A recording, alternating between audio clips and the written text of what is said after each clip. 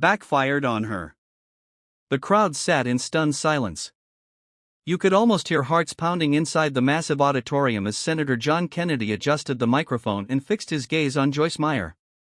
The tension was thick enough to slice through.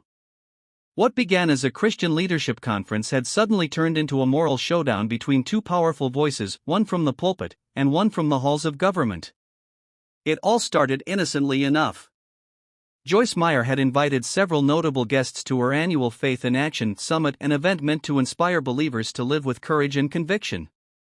When John Kennedy was announced as a guest speaker, the audience cheered wildly. They knew Kennedy's sharp wit, his honesty, and his unapologetic faith had made him both loved and hated in Washington.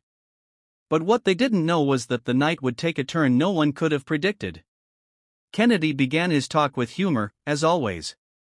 "Now, I don't know about y'all," he said with that familiar Southern charm, "but sometimes I think common sense packed up and left Washington years ago."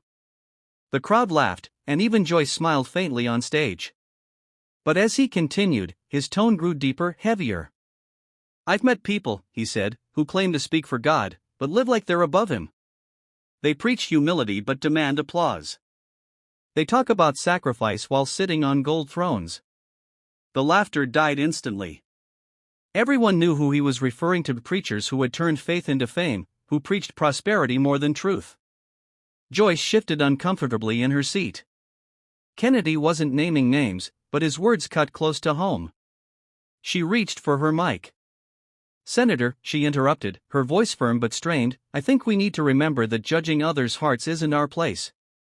God alone knows the motives behind what we do." Kennedy turned to her slowly, his eyes steady. "You're right, Joyce," he said calmly, "God does see the heart. But he also said, you will know them by their fruits. And when the fruits start rotting, somebody's got to say something." A wave of gasps rippled through the audience. Cameras zoomed in. Joyce's face tightened, clearly fighting to maintain composure. She tried to redirect the conversation, moving the topic toward grace and forgiveness, but Kennedy wasn't finished. He spoke not as a senator now, but as a man burdened by truth. "I grew up poor in Louisiana," he said quietly. "We didn't have much, but my mama taught me that honesty was worth more than all the money in the world.